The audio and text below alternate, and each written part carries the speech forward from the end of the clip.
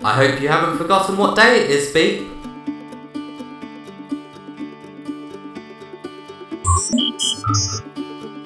How did you guess?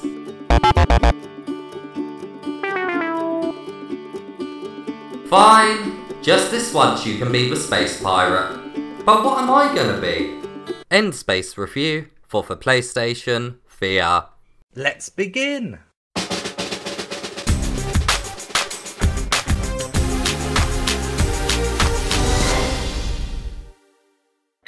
First up, let's take a look at the gameplay.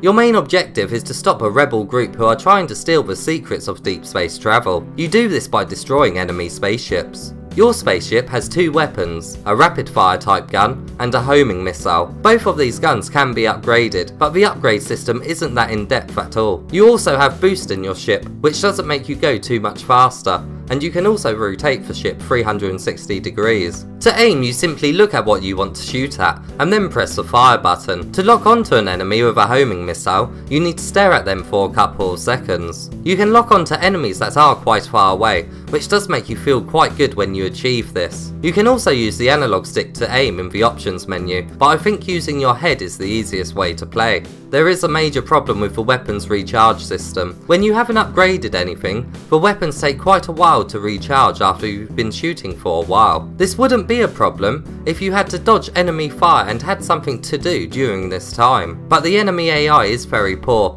and I could actually just sit there without dying. This becomes very boring when loads of enemy spaceships are seen all around you, and makes the elimination process tedious instead of thrilling. It's not a problem when you have unlocked nearly every upgrade, but by this time you have completed the majority of the game. The later missions do get harder, and I did die a few times. When you are near death, your windows crack. If you do die, you have to restart the mission from the beginning again. The missions you take part in try to make the game varied. In one you'll be escorting a friendly spacecraft, and in another you'll be navigating your way through a minefield, but how they play out is basically the same. You need to fly to a location, enemy ships appear, you defeat them, and then you look at the warp gate to end the mission. When completing a mission, you are rewarded with credits that are used to upgrade your ship. The screen also tells you how long it took you to beat a mission, and also how many enemies you killed, but these stats are not saved, making the game have less replay value. Now let's take a look at how immersive this space combat is. It's important to know that I was playing on the PlayStation Pro, and the developers have said that the graphics are upgraded when playing on the Pro. The stars can be a bit blurry, as well as the planets.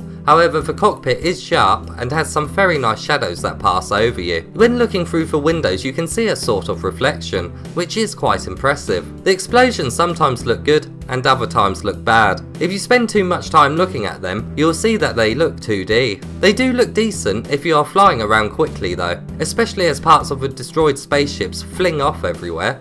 The story is told before you start each mission, and also during each mission, in the form of voiceovers. The voice acting is quite good. We have reason to believe they are up to something that would disrupt our hold on the sector.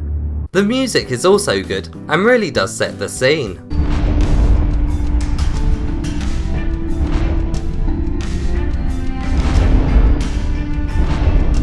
The music disappears after so many missions, which can feel quite strange when you have been listening to music and then it is non-existent. It just makes the game not as exciting and does make it feel incomplete.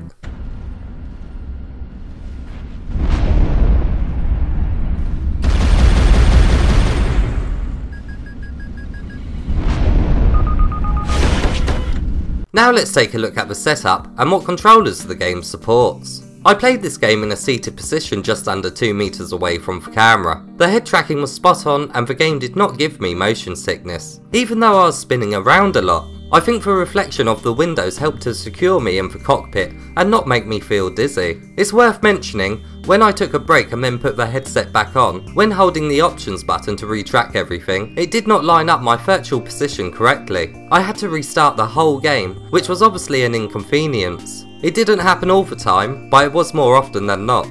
This was obviously an inconvenience. This game is played with a Dualshock Controller. The Move controllers are not supported. The game also supports the HOTAS and certain other flight sticks. Now let's take a look at how long the game is and what trophies come with it. The game took me around 2 hours and 15 minutes to beat, but I did die a few times near the end. Because of the lack of a level statistics screen that saves, I don't think this game has any replay value. The trophies are hidden on the PlayStation Network, so look away now if you don't want to know what they are. Personally, I don't think they ruin anything. In total there are 12 trophies that can be achieved. There is 8 bronze, 3 silver and 1 gold. All the trophies are story related and cannot be missed. And now it's time for the verdict. Once the initial thrill of sitting in the cockpit of a spaceship wears off, the game's simple mechanics and weak AI become very obvious, and the game quickly becomes tedious. It's a real shame too, because when I saw the trailer for the game, I really did have high hopes for it. The game is very easy to pick up and play, so if you want some mindless space combat, you might get some fun from this, but I believe it will be outweighed by the frustrating weapon cooldown system that is in place for the majority of the game. The game was made by a 2-man team, and in places, it can be impressive for such a small developer, but ultimately, it is an experience that even the most dedicated space combat fan may find difficult to enjoy. There are some fun moments to be had, it just takes too long getting to them. I give End Space a score of 5 out of 10. Fine, just this once you can be the space pirate. But what am I gonna be? Beep! This is stupid.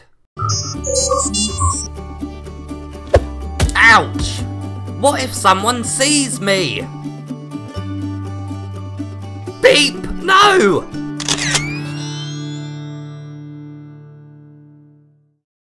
What do you think of this game? I'd love to know your thoughts on it. Let me know what you think in the comments below.